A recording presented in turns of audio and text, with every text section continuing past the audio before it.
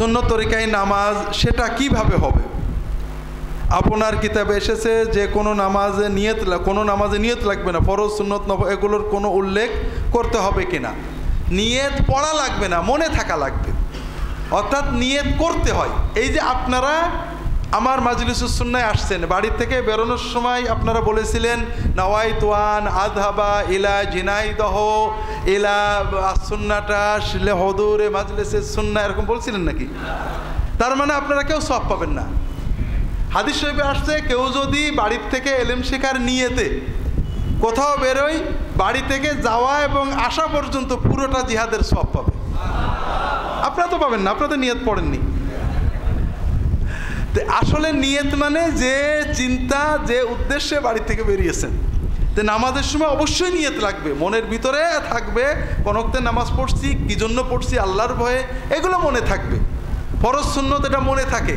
আপনি যখন দাঁড়ান ইমাম পিছনে, আপনি কি নফল পড়ার নিয়তে দাঁড়ান নাকি? ফরজ পড়া তো মনে আসেই, মনের ভিতরে সবই থাকবে, মুখে বলাটার কোনো দলিল নেই।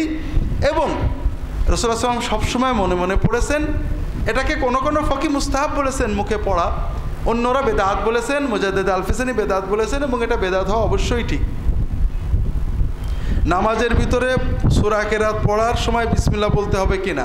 সূরা ফাতিহার আগে বিসমিল্লাহ বলবেন, অন্য যে কোনো সূরা যখন শুরু থেকে পড়বেন অবশ্যই বিসমিল্লাহ বলবেন। আর যখন মাঝে পড়বেন, যেমন ওয়ালাদ-দাল্লিন আমিন, এরপরে আপনি সূরা আলাম তারা শুরু করলেন বিসমিল্লাহির রহমানির রহিম আলাম তারা কাইফা, অথবা সূরা নাবা শুরু করলেন বিসমিল্লাহির রহমানির রহিম,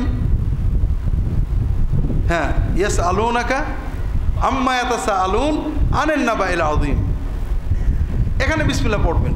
আর যদি সূরার মাঝখান থেকে শুরু করেন ওয়ালাদ-দাল্লিন আমিন কুলিল্লাহুম্মা মালিকাল মুলক, সূরা শুরু না মাঝখানে, তখন আর বিসমিল্লাহ পড়বেন না, না পড়ে চলে যাবেন। আউযুবিল্লাহ সূরা ফাতিহার আগে পড়লেই হবে। নামাজের ভিতর হ্যাঁ সমবেতভাবে জিকির করা যাবে কিনা, আর জিকির শেষে সালাম পড়া যাবে কিনা? সমবেতভাবে জিকির করবেন কেন? উদ্দেশ্যটা কি? হ্যাঁ বলে জি, জিকির কার জন্য করছেন? যদি আপনি মনে মনে বা একা একা যার যার মতো সুবহানাল্লাহ সুবহানাল্লাহ, আল্লাহ তো শুনতে পাবেন না, পাবেন, সওয়াব তো দেবেন না, দেবেন, তাহলে সমবেত হলে বেশি সওয়াব হবে, এই তো। হ্যাঁ, তাহলে দলিল লাগবে। রাসূলুল্লাহ সাল্লাল্লাহু আলাইহি ওয়াসাল্লাম সাহাবীরা কখনোই সমবেতভাবে মানে সমস্বরে ইবাদত জিকির করেননি। তারা এক জায়গায় বসে অনেকে করেছেন, প্রত্যেকেই যার যার মতো করেছেন। এখন যদি মনে করেন নবীজির তরিকায় সওয়াব কম হবে, সাহাবীদের সওয়াব কম হতো, আপনার আরও দরকার, তাহলে সেটা আপনার ব্যাপার। আমি মনে করি সাহাবীদের তরিকাতেই কামাল, আমরা ওই জায়গায় যাইতে পারছি না, তার বেশি দিয়ে করবো কি?